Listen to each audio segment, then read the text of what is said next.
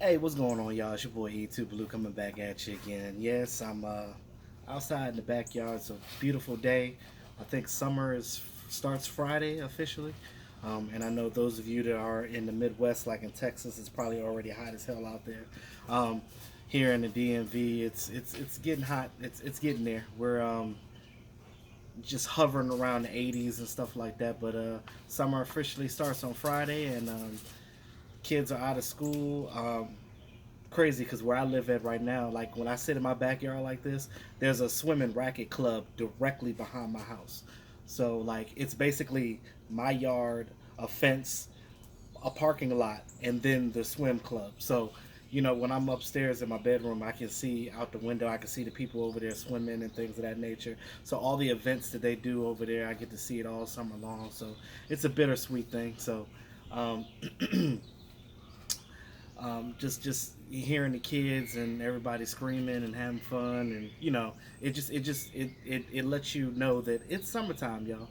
And it's always good to be happy about being outside. I love this time of year because you get to come outside, you barbecue, you hang with friends, play cards, have a little drink. What I mean, just hang out. Just good healthy fun. But um, I want to say those of you that follow Big Game James. I will be on his live stream tonight at 9 o'clock Eastern time. So yeah, so 9 o'clock Eastern time, I'll be on Big James live stream tonight. So if you guys want to catch that out, check it out. We'll be on there chatting amongst YouTubers and doing what we do best.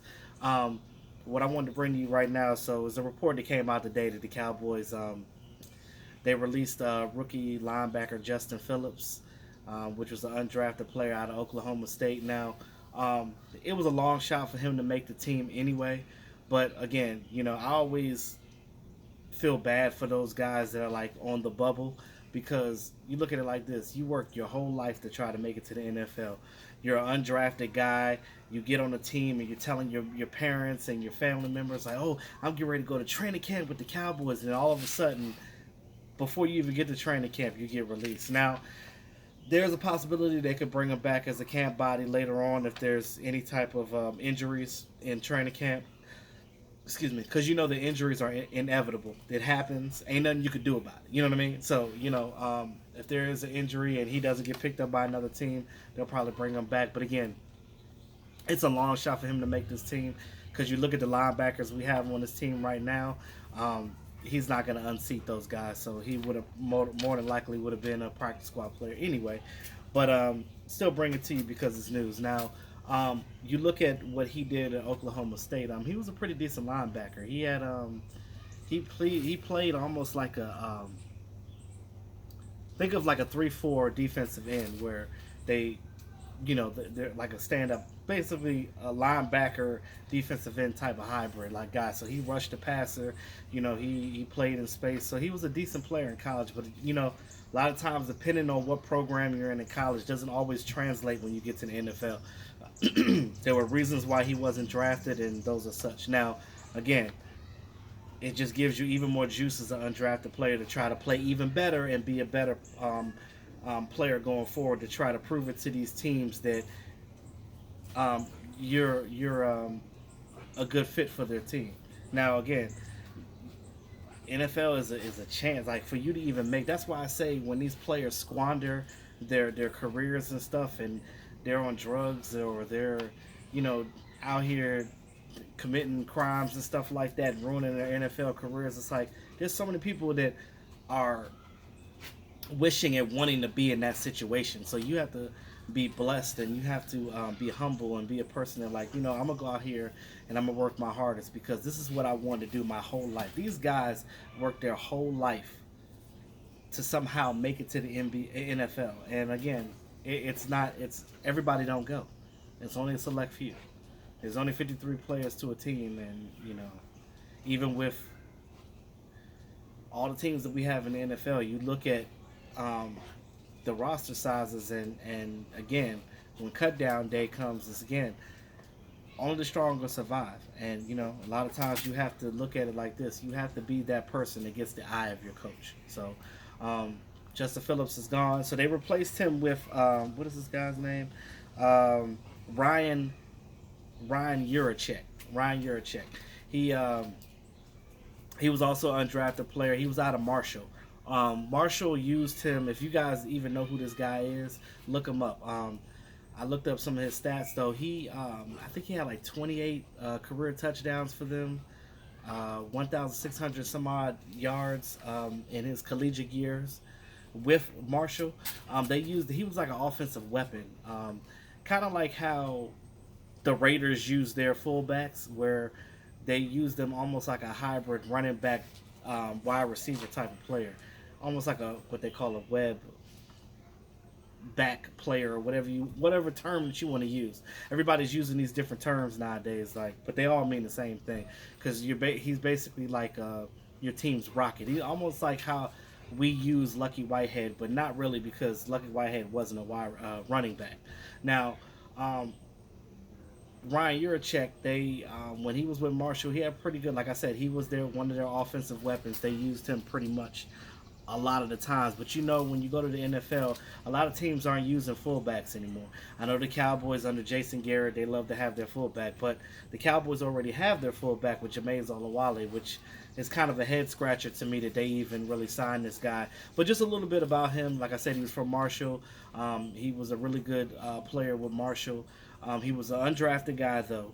Um, he got picked up by the Saints when he first got on board. They released him in the spring. Then he got picked up last year by the Raiders. Go figure.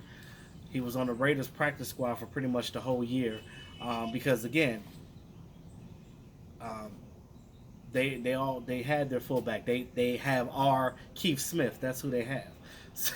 So they already have their starting. And I miss Keith though. He was great.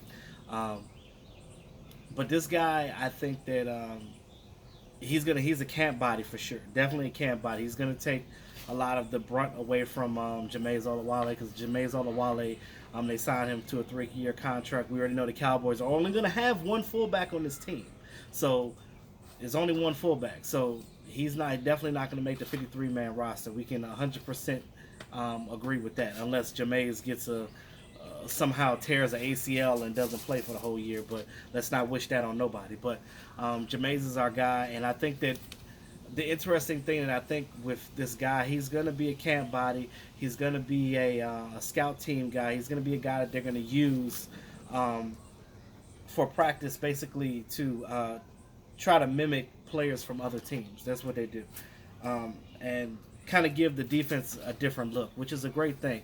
When a lot of people think about camp bodies, they always like, "Oh, this guy's gonna suck. I don't want to camp." Yeah, he's a camp body, but he's definitely there. I believe they're probably going to use him on some of the things that. Remember, Kellen Moore is the offensive coordinator of this team now, and he's doing some different things with this team. There's a lot of different wrinkles that they're being acquainted to this offseason, and you're going to see a lot of different things that they're doing. You're going to see them actually use Jameis Olawale, and you guys already know I've been talking about this on my channel for the whole last season. If you go back to last offseason, when we got Jameis Olawale back, and we originally signed him for the second time. I talked about how much of a triple threat he was and how he's an all-around guy. He can play the fullback position. He's good in run blocking and things of that nature. I mean, you can use him as a traditional running back. You can use him as a traditional fullback. He can block. He can run. He can catch. He can do it all. So I think that Kellen Moore is going to use Jameis a lot in this offense. So by picking up Ryan Urachek, it just lets me further believe that, like I said, they're going to just use him for some looks for camp, because that's going to help Jameis Olawale and basically use him up and not use up Jameis Olawale. So it makes a lot of sense when you look at it like this. You got a 90-man roster for camp. Why not use the guys that you have? And utilize the young guys that you have that have similar skill sets of your veterans. So your veterans aren't out there getting injured prematurely and things of that nature. So it gives them a time to, rest for the season. So that's just where I'm at with that. Cowboys release a linebacker. They sign a fullback. Now, again, that's not really a lot of a big deal, especially because we don't go to training camp till like the 27th of July. So got a long time, you guys. Got a whole month until we get back to football again. But again, us YouTubers are here. You know, you're gonna see Mark Holmes every single day. Mark's gonna give it to you raw. I'm gonna give it to you. We out here still grinding and working hard and giving you this information. Now, with these guys, I know you're probably thinking like, well, you know, it is what it is. They're not gonna make the roster anyway. But look, undrafted guys' lives matter. That's how I put it. But you know, it is what it is. So again, check it out tonight, guys. I'm gonna be on big game James channel. We're gonna be talking about the off season, Kellen Moore, some of the veterans and things of that nature, and we're just gonna freestyle a lot of things. We're gonna do what we do best, and that's grind it out and give you the best entertainment there is when it comes to this YouTube thing. So again, with that being said, y'all, it's your boy E2 Blue. Thanks again to all my subscribers. I appreciate you guys. If you're new to my channel, go ahead and hit that subscribe button, hit that bell notification so you know when your boy on. So like I said, it's your boy E2 Blue, always keeping it real.